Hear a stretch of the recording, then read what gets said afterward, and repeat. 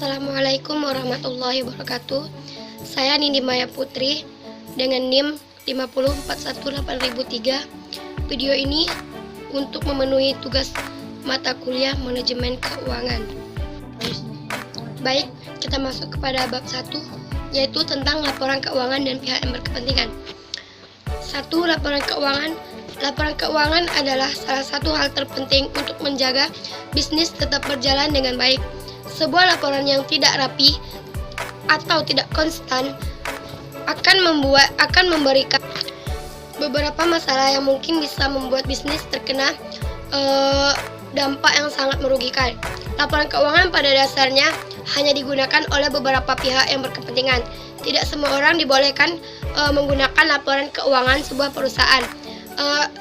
Kenapa begitu? Karena demi menjaga kerahasiaan perusahaan, laporan keuangan bukan hanya berguna untuk perusahaan ataupun bisnis, tetapi juga beberapa pihak yang bisa mendapatkan keuntungan dari sebuah laporan keuangan. Yang kedua, pihak-pihak yang berkepentingan.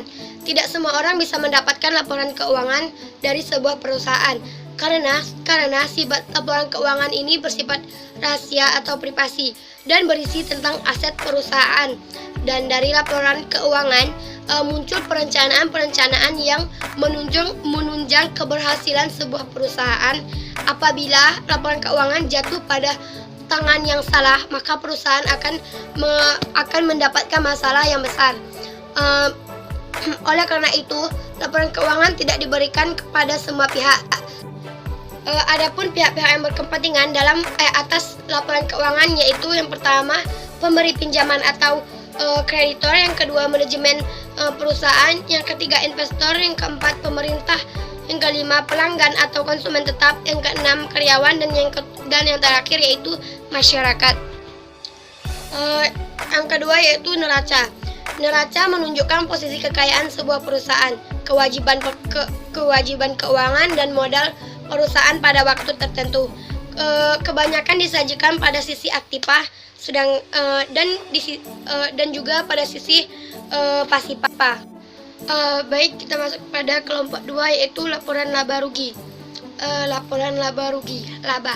Laba merupakan elemen yang menjadi perhatian pemakai karena angka laba diharapkan cukup kaya untuk mempresentasikan kinerja perusahaan secara keseluruhan. Adapun komponen-komponen dari laba dibagi menjadi dua, yaitu yang pertama pendapatan dan keuntungan, yang kedua beban dan kerugian. Kemudian jenis-jenis laba. Jenis-jenis laba terbagi menjadi 4, yaitu pertama laba kotor, yang kedua laba bersih, yang ketiga laba sebelum pajak, dan yang keempat laba operasi. Kemudian rugi. Rugi merupakan jumlah pengeluaran atau biaya yang lebih besar dibandingkan dengan pendapatan yang diterima dalam asuransi, atau besarnya pembayaran yang harus diartikan oleh penanggung kepada tertanggung atas terjadinya hal yang diasuransikan. Jadi dapat disimpulkan bahwa laporan laba rugi adalah suatu bentuk laporan keuangan yang menyajikan informasi hasil usaha perusahaan yang isinya terdiri dari pendapatan usaha dan beban usaha suatu periode akuntansi tertentu. Laporan ini digunakan untuk menentukan profitabilitas, nilai investasi, dan kekayaan kredit. Kemudian pada poin yang kedua, yaitu perubahan modal. Laporan perubahan modal adalah atau merupakan salah satu dari laporan keuangan yang menyajikan informasi tentang perubahan modal pada perusahaan modal pada perusahaan akibat dari segala kegiatan pokok operasi tertentu pada suatu periode tertentu pula. Kemudian poin yang ketiga yaitu pajak penghasilan. Pajak penghasilan atau biasa disingkat dengan PPh adalah pajak yang dikenakan terhadap subjek pajak penghasilan atas penghasilan yang diterima atau yang diperolehnya dalam tahun pajak. Baik, kita masuk pada poin yang pada kelompok yang ketiga, yaitu tentang arti penting dan kegunaan analisis BEP atau analisis break-even point. Analisis break-even point atau analisis titik impas adalah suatu keadaan atau kondisi di mana perusahaan dalam operasinya tidak memperoleh laba dan juga tidak menderita rugi. Atau dengan kata lain, jumlah biaya yang dikeluarkan sama dengan jumlah pendapatan dalam suatu periode. Break-even point memiliki fungsi agar perusahaan dapat merencanakan tingkat penjualan yang diinginkan agar terhindar dari kerugian dan perusahaan dapat memperoleh laba yang optimal.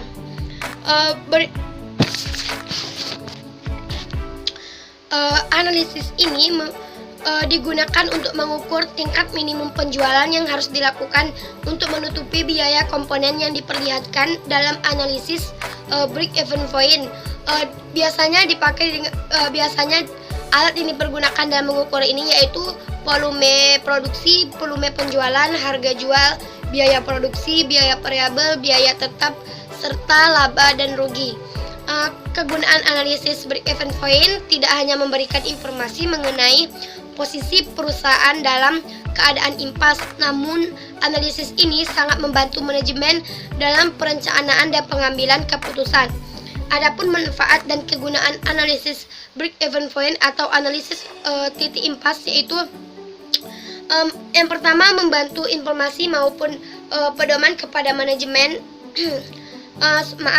Yang pertama, membantu memberikan informasi maupun pedoman kepada manajemen dalam memecahkan masalah yang sedang dihadapi. Yang kedua, membantu manajemen dalam mengambil keputusan menutup usaha atau tidak, serta memberikan informasi kapan sebaiknya usaha tersebut akan ditutup. Yang ketiga, untuk mengetahui jumlah penjualan minimum yang harus dipertahankan perusahaan agar tidak mengalami kerugian yang sangat besar. Yang keempat, mengetahui bagaimana efek perubahan jual beli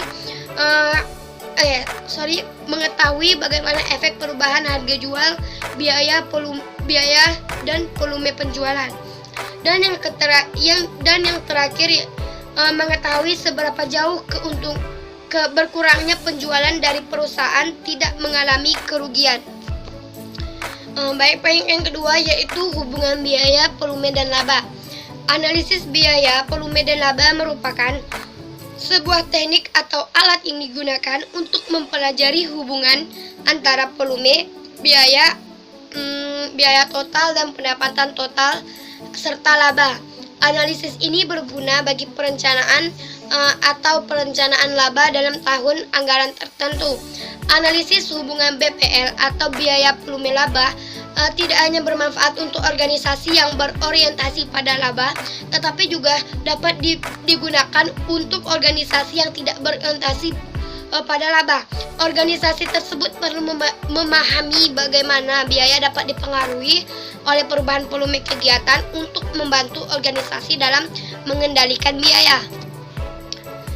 Analisis BPL atau biaya volume laba dapat digunakan untuk menentukan titik impas dalam beberapa pendekatan persamaan matematika, pendekatan contribution margin per unit, pendekatan contribution margin ratio, dan pendekatan grafik. Pada poin yang ketiga yaitu analisis break-even point. Analisis break-even point adalah suatu cara atau suatu teknik yang digunakan oleh seseorang petugas atau manajer perusahaan untuk mengetahui pada volume atau jumlah penjualan dan volume produksi berapakah perusahaan yang bersangkutan tidak menderita kerugian dan tidak pula memperoleh laba. Definisi analisis break-even point menurut Smythe, Gill, Hayes, dan Neimeyer pada tahun 2002, analisis titik impas adalah suatu saat manajemen yang dapat membantu manajer perusahaan untuk melihat hubungan antara bermacam-macam biaya, pendapatan, volume penjualan. Melalui analisis titik impas, manajer juga dapat menentukan jumlah pendapatan yang diperlukan pada suatu tingkat pencapaian laba yang diinginkan, yang juga bisa disebut analisis BPL atau biaya volume laba. Tujuan dari analisis BPL ini yaitu untuk mengetahui pada volume penjualan dan produksi berapakah suatu perusahaan akan mencapai laba tertentu pada suatu periode tertentu. Adapun manfaat dari analisis break even point ada 6, yaitu yang pertama alat perencanaan untuk menghasilkan laba, yang kedua memberikan informasi mengenai berbagai tingkat volume penjualan serta memberikan dengan kemungkinan memperoleh laba menurut tingkat penjualan yang bersangkutan. Yang ketiga untuk mengetahui jumlah penjualan minimum agar perusahaan tidak menderita rugi. Yang keempat mengevaluasi laba dari perusahaan secara keseluruhan. Yang kelima mengganti sistem laporan yang tebal dengan grafik yang mudah dibaca dan mudah dipahami oleh pembaca. Serta yang terakhir sebagai bahan pertimbangan untuk meningkatkan atau untuk menentu harga jual. Kita memasuki poin yang keempat, yaitu shutdown point atau titik penutupan usaha. Titik penutupan usaha atau shutdown point merupakan suatu titik pada break even point chart yang menentukan bahwa besarnya total penjualan yang diperoleh perusahaan adalah sama besarnya dengan total biaya tunai yang dikeluarkan perusahaan. Dalam keadaan demikian, perusahaan yang bersangkutan tidak lagi memperoleh kelebihan penerima kas sehingga tidak memungkinkan untuk melanjutkan kegiatan operasinya. Shutdown point memberikan informasi kepada manajemen mengenai pendapatan penjualan berapa usaha perusahaan yang tidak pantas untuk dilanjutkan lagi. Suatu usaha tidak layak secara ekonomis untuk dilanjutkan, pendapatan penjualan cukup untuk menutup biaya tunainya. Analisis ini terjadi apabila harga output atau sama dengan biaya variabel rata-rata. Pada kondisi ini, apabila perusahaan tetap berproduksi dan dapat menjual semua output yang dihasilkan, maka perusahaan tersebut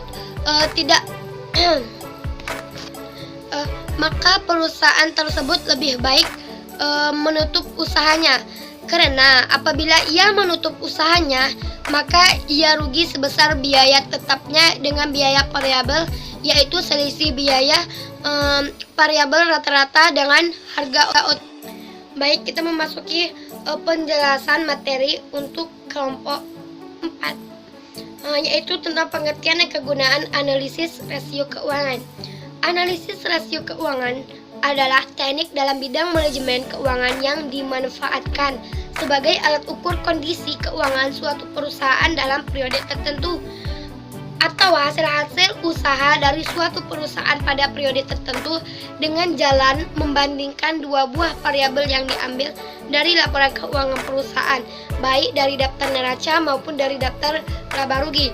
Kegunaan rasio keuangan yaitu yang pertama untuk menentukan seberapa baik kinerja perusahaan mereka untuk mengevaluasi kemana perusahaan dapat memperbaiki diri. Yang kedua, untuk melihat apakah perusahaan itu investasinya bagus, yaitu dengan cara membandingkan rasio keuangan antar perusahaan dan antar industri. Maka para investor bisa melihat apakah laporan keuangan suatu perusahaan itu sangat baik atau sedang dalam mengalami kerugian. Poin yang kedua yaitu rasio keuangan utama. Yang pertama yaitu rasio likuiditas atau liquidity ratio. Rasio ini menunjukkan kemampuan perusahaan untuk memenuhi kewajiban jangka pendek. Dalam rasio likuiditas, analisisnya dapat dilakukan dengan menggunakan rasio lancar, rasio cepat, rasio kas, rasio perputaran kas, dan inventory to net working capital. Yang kedua yaitu rasio profitabilitas atau profitability ratio. Rasio ini merupakan rasio untuk menilai kemampuan perusahaan dalam mencari keuntungan atau laba dalam suatu periode tertentu. Analisis ini dapat dilakukan dengan menggunakan rasio margin laba kotor, margin laba operasi, dan margin laba bersih. Yang ketiga yaitu rasio aktivitas. Rasio ini merupakan rasio yang digunakan untuk mengukur tingkat efisiensi pemanfaatan sumber daya perusahaan atau nilai kemampuan perusahaan dalam melaksanakan aktivitas sehari-hari. Yang keempat yaitu rasio leverage atau leverage ratio. Rasio ini merupakan rasio yang digunakan untuk mengukur sejauh mana aktiva perusahaan dibiayai oleh utang. Yang kelima yaitu rasio pasar. Rasio pasar merupakan sekumpulan rasio yang menghubungkan harga saham dengan laba dan nilai buku per saham. Rasio ini memberikan petunjuk mengenai apa yang dipikirkan investor atas kinerja perusahaan di masa lalu dan proyek di masa depan. Kemudian pada poin yang ketiga yaitu kondisi kesehatan dan kinerja keuangan. Pada bagian ini terdapat 2 poin. Yang pertama yaitu profit perusahaan sehat. Perusahaan sehat yang dimaksud adalah perusahaan yang tingkat produktivitas dan probabilitasnya tinggi, di mana sinergi keuangan mencerminkan efisien, produktif, dan kinerja keuangan menunjukkan rendable, liquid, dan solvable. Dan yang poin kedua yaitu analisis rasio keuangan. Secara umum, teknik atau cara analisis terhadap kesehatan perusahaan dapat dilakukan dengan berbagai aspek pendekatan, antara lain melalui pendekatan analisis dari aspek keuangan. Faktor-faktor variabel dalam analisis keuangan yang berhubungan dengan kesehatan perusahaan antara lain yaitu analisis rasio efektivitas, analisis rasio efisiensi, analisis rasio produktivitas, analisis rasio rentabilitas, analisis rasio likuiditas, dan analisis rasio solvabilitas. Kemudian memasuki pada poin yang keempat yaitu pengertian dan arti penting manajemen modal kerja. Manajemen modal kerja adalah manajemen pada aktiva dan pasifa lancar. Menurut Suklaik, model kerja memberitahu terkait besaran investasi yang dijalankan perusahaan pada aktiva lancar dan hutang lancar yang diklaim oleh perusahaan. Poin yang kelima yaitu konsep dan jenis model kerja. Berdasarkan pengertian sebelumnya, terdapat 3 konsep modal kerja, yaitu yang pertama konsep kuantitatif. Konsep ini berfokus pada kuantum yang dibutuhkan dalam memenuhi keperluan perusahaan pada pembiayaan operasi rutin. Selain itu, menunjukkan jumlah dana yang ada dalam sasaran operasi jangka pendek. Konsep ini menyatakan model kerja merupakan jumlah aktiva lancar. Yang kedua, konsep kualitatif. Konsep ini menyatakan pengertian model kerja adalah selisih aktiva lancar dengan hutang jangka pendek. Definisi tersebut berarti jumlah aktiva lancar dari pemilik perusahaan atau pinjaman jangka pendek. Kualitatif pada intinya menitik beratkan pada modal kerja. Yang ketiga, konsep fungsional. Konsep ini melibat beratkan pada fungsi dana yang ada untuk menciptakan laba dari usaha pokok perusahaan. Jenis-jenis modal kerja. Terdapat 2 jenis modal kerja yaitu bagian permanen tetap yang merupakan minimum jumlah yang seharusnya tersedia supaya perusahaan dapat beroperasi tanpa masalah keuangan. Dan yang kedua, jumlah modal kerja variabel dengan jumlah yang bergantung kepada kegunaan secara musiman dan keperluan selain kegiatan biasa. Yang terakhir, pada poin terakhir yaitu pendekatan modal kerja. Ada beberapa pendekatan modal kerja menurut Sutrisno, yaitu yang pertama kebijakan konservatif. Kebijakan ini di mana pemenuhan dana modal kerja yang lebih banyak menggunakan sumber dana jangka panjang dibandingkan dengan sumber dana jangka pendek. Modal kerja permanen dan sebagian modal kerja variabel dipenuhi dengan sumber dana jangka panjang, sedangkan modal kerja variabel lainnya dipenuhi dengan sumber dana jangka pendek. Yang kedua, kebijakan moderat. Kebijakan ini di mana perusahaan membiayai setiap aktiva dengan dana yang jangka waktunya kurang lebih sama dengan jangka waktu perputaran aktiva. Artinya Aktiva yang bersifat permanen seperti aktiva tetap dan modal kerja permanen akan didanai oleh sumber dana jangka panjang, dan aktiva yang bersifat variabel atau modal kerja variabel didanai oleh sumber dana jangka pendek. Yang ketiga yaitu kebijakan agresif. Kebijakan ini di mana kebutuhan dana jangka panjang akan dipenuhi dengan sumber dana jangka pendek. Baiklah, sekarang kita memasuki penjelasan untuk bab selanjutnya, yaitu tentang analisis kebutuhan modal kerja. Kebutuhan modal kerja adalah besarnya dana yang dibutuhkan oleh perusahaan untuk mendukung perputaran usahanya pada saat tertentu, sehingga cash flow atau aliran dana akan terjaga baik pada kondisi lancar dan normal. Jika dilihat dari neraca perusahaan, yang masuk dalam kelompok modal kerja adalah semua jenis aktiva lancar, mulai dari kas, piutang, dagang, sehingga persediaan barang.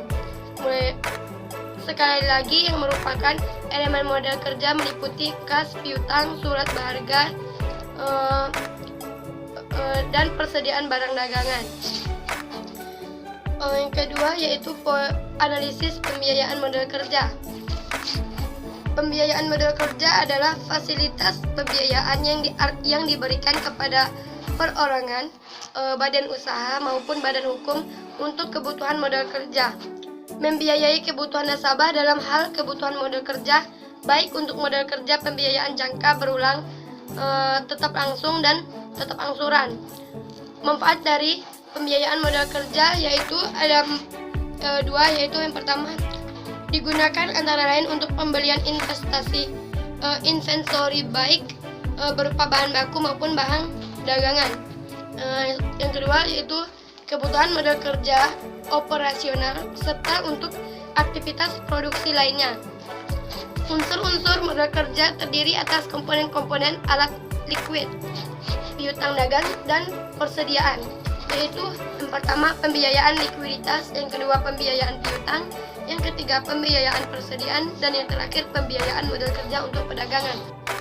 Baik, sekarang kita memasuki pembahasan pada bab selanjutnya, yaitu tentang motif memegang uang tunai. Pada poin pertama yaitu motif memegang uang tunai.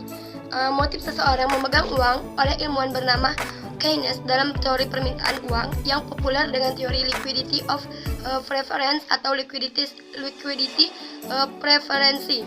Motif memegang uang tunai ada tiga, yaitu yang pertama motif transaksi, yang kedua motif berjaga-jaga, yang ketiga motif spekulasi. Kemudian pada poin yang kedua yaitu anggaran kas. Anggaran kas adalah prediksi aliran keluar masuknya uang-uang direncanakan perusahaan dalam suatu periode tertentu, beserta penjelasan tentang sumber-sumber penerima dan pengeluaran kas tersebut. Anggaran kas adalah perencanaan mutasi dan posisi kas jangka waktu tertentu yang terdiri atas yang pertama perencanaan penerima kas atau aliran kas masuk, yang kedua perencanaan pengeluaran kas atau kas keluar, dan yang ketiga penetapan sisa kas minimum. Anggaran kas ini berfungsi untuk membayar semua aktivitas yang dilakukan perusahaan, baik dalam operasi sehari-hari maupun untuk investasi.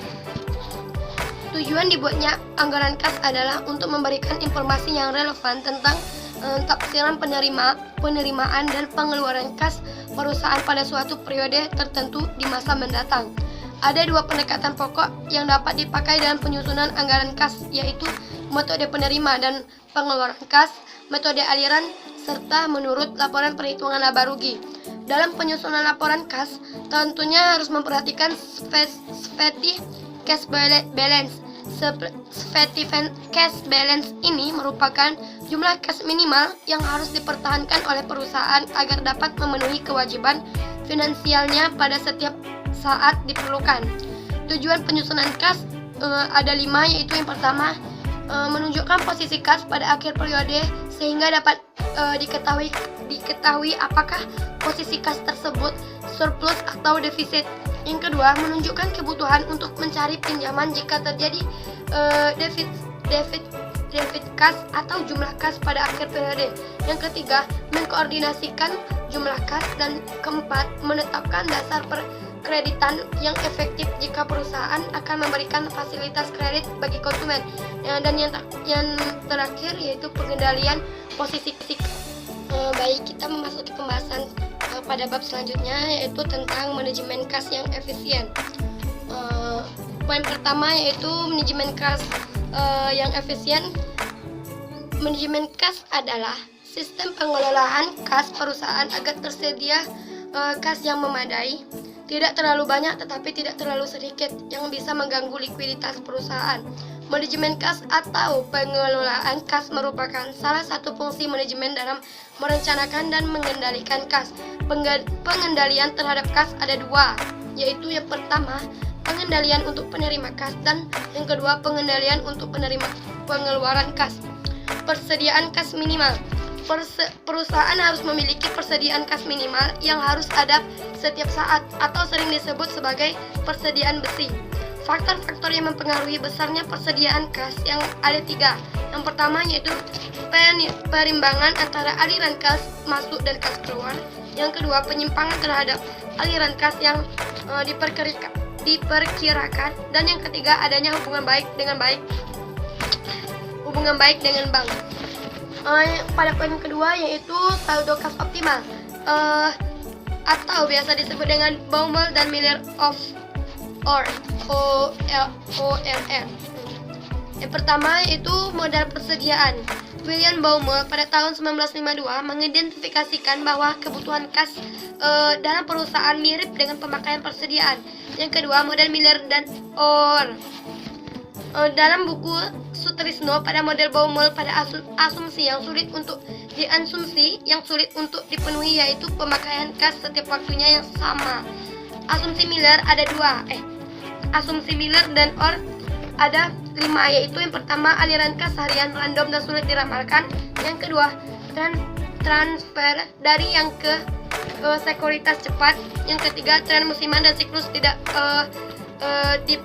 dipertimbangkan. Yang keempat biaya pembelian dan penjualan sekuritas tetap. Yang kelima struktur termin tingkat bunga flat dan tingkat bunga tidak berubah.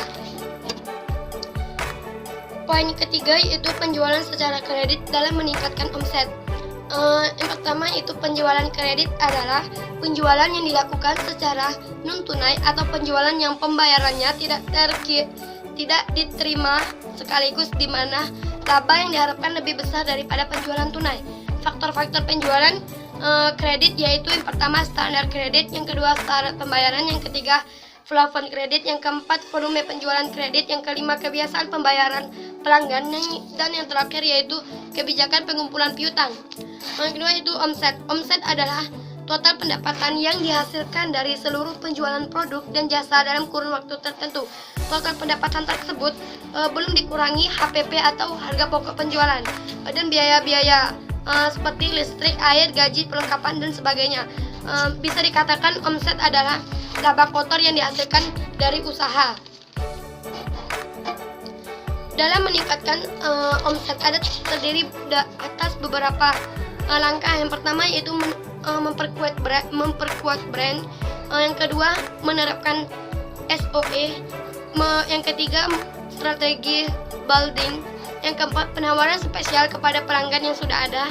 Yang kelima memberikan pelanggan teknik terbaik. Yang keenam meningkatkan kualitas produk untuk meningkatkan harga beli. Dan yang terakhir promosi yang efektif dan tepat sasaran. Baik, kita memasuki pada pembahasan bab selanjutnya yaitu tentang risk return trend off. Risk return trend off merupakan pernyataan yang menunjukkan adanya pertukaran antara risiko dan return, satu tuntutan konsekuensi dari sebuah sebab. Prinsipnya adalah semakin tinggi risiko untuk suatu pekerjaan, maka return yang diperoleh mestinya harus semakin besar. Maka sering muncul pertanyaan seperti high risk, high return yang menunjuk pada kompensasi yang besar akibat pekerjaan yang besar yang dilakukan berisiko tinggi. Poin yang kedua yaitu kebijakan piutang. Istilah piutang dapat dipakai bagi semua pihak atas uang, barang dan jasa. Namun demikian, Untuk tujuan akuntansi, istilah ini pada umumnya ditetapkan dalam pengertian yang lebih sempit, yaitu untuk menjelaskan hak-hak yang diharapkan dapat dipenuhi dengan pengertian kas. Piutang ini merupakan salah satu aktiva perusahaan yang dikelompokkan dalam aktiva lancar. Pada umumnya, perusahaan terlibat dalam penjualan barang dan jasa. Cara pembayaran barang dan jasa tersebut yaitu dengan penjualan tunai dan juga sebagian besar secara kredit. Jika penjualan dilakukan dalam bentuk kredit, maka akan meningkatkan piutang dagang bagi perusahaan tersebut. Penjualan secara kredit dilakukan untuk mempertahankan pelanggan yang sudah ada dan juga untuk menarik pelanggan baru bagi perusahaan. Penjualan kredit yang pada akhirnya akan menimbulkan hak penagih atau piutang kepada langganan. Sangat erat hubungan dengan persyaratan kredit yang diberikan. Selain itu, pengumpulan piutang juga sering tidak tepat waktu. Dengan demikian dibutuhkan kebijakan pengumpulan piutang yang diatur dengan cara seefisiensi mungkin. Kebijakan pengumpulan piutang dan kredit ada melalui beberapa cara, yaitu yang pertama standar kredit, yang kedua persyaratan kredit, yang ketiga kebijakan penagih, dan yang terakhir rasio yang berhubung dengan piutang. Baik, sekarang kita memasuki pada pembahasan bab selanjutnya, yaitu mengenai pengertian dan jenis-jenis persediaan. Persediaan adalah harta lancar yang dimiliki oleh suatu perusahaan yang digunakan untuk kegiatan bisnis untuk dijual tanpa perubahan bentuk atau untuk diproses lebih lanjut dalam perusahaan manufaktur sehingga mempunyai nilai dan bentuk baru kemudian dipasarkan. Jenis-jenis persediaan ada 3. Yang pertama, persediaan barang dagang. Yang kedua, persediaan manufaktur. Yang ketiga, persediaan rupa-rupa. Fungsi-fungsi persediaan terdiri atas 3. Yang pertama yaitu persediaan decoupling, atau fungsi penting persediaan adalah kemungkinan operasi-operasi perusahaan internal dan eksternal mempunyai kebebasan. Yang kedua yaitu fungsi economic load seizing. Melalui penyimpanan persediaan, perusahaan dapat memproduksi dan membeli sumber daya dalam kuantitas yang dapat mengurangi biaya per unit. Yang ketiga yaitu fungsi antisipasi. Sering di perusahaan menghadapi fluktuasi permintaan yang dapat diperkirakan dan diramalkan berdasarkan pengalaman atau data-data masa lalu, yaitu permintaan musiman. Dalam hal ini perusahaan dapat mengadakan permintaan musiman. Hal-hal yang perlu dipertimbangkan terdiri atas 4. Yang pertama yaitu biaya per unit, yang kedua biaya pemesanan, yang ketiga biaya pembuatan perintah pembelian, yang keempat biaya pengiriman penawaran. Baik, kita memasuki penjelasan pada bab selanjutnya, yaitu tentang mengenai investasi pada persediaan dan karakteristik biaya-biaya persediaan. Manfaat pada persediaan ada 3. Yang pertama, manfaat diskon kuantitas. Diskon kuantitas diperoleh juga perusahaan membeli dalam kuantitas yang besar. Perusahaan membeli melebihi sehingga kebutuhan ada yang disimpan sebagai persediaan. Yang kedua yaitu menghindari kekurangan bahan. Jika pelanggan datang untuk membeli barang dagangan, kemudian perusahaan tidak mempunyai barang tersebut, maka perusahaan kehilangan kesempatan untuk memperoleh keuntungan. Untuk menghindari situasi tersebut, perusahaan harus mempunyai persediaan barang jadi. Dan yang ketiga, manfaat pemasaran. Jika perusahaan mempunyai persediaan barang dagangan yang lengkap, maka pelanggan atau calon pelanggan akan terkesan dengan kelengkapan barang dagang yang kita tawarkan. Semakin mampu perusahaan memenuhi keinginan pelanggan pada saat dibutuhkan, maka kepuasan pelanggan semakin baik dan perusahaan semakin untung.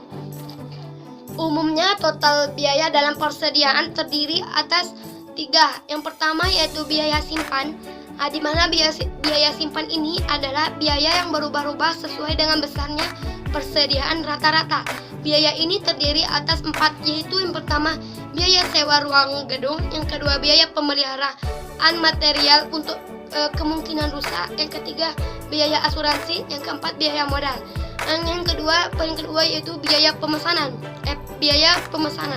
Di mana biaya pemesanan ini adalah biaya yang berubah-ubah sesuai dengan frekuensi daripada pesanan